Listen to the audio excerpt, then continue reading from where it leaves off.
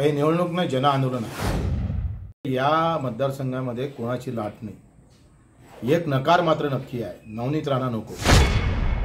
हे नामांकन यात्रा काढलेली आहे आणि आजच्या रॅलीनं हे सिद्ध करून दाखवले जाणार आहे। काही निवडणूक नाही, जन आंदोलन आहे। आणि मग प्रत्येक पक्षातला कार्यकर्ता स्वाभिमानानं समोर येईल।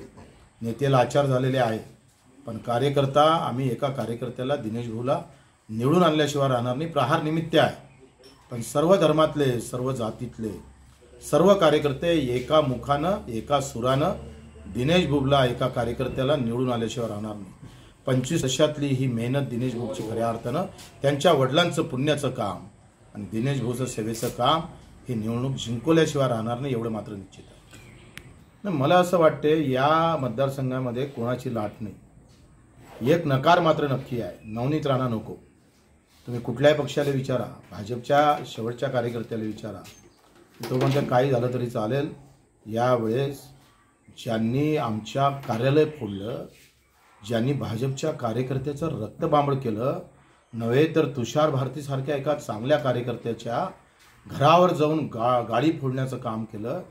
आमच्या ते पालकमंत्री जे आता त्यांच्या सोबत आहे, त्यांना बांगड्याचा आहेर घातला, त्यांच्या घरात जाऊन ते पालकमंत्री म्हटलं गेलं आणि मग तरी त्यांच्या सोबत आहे हे लोक जाणून आहे, लक्षात घ्या।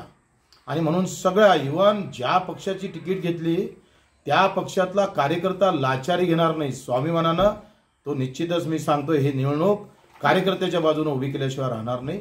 मग ते सगळे पक्षीय कार्यकर्ते एकत्र होऊन सर्व धर्मीय लोक दिनेश भाऊला शिक्कामोर्तब करेल आणि प्रचंड मताने निवडून आले।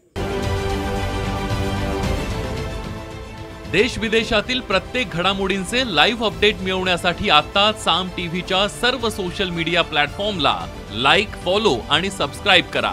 तसंच सर्व नोटिफिकेशनसाठी बेल आयकॉन प्रेस करायला विसरू नका।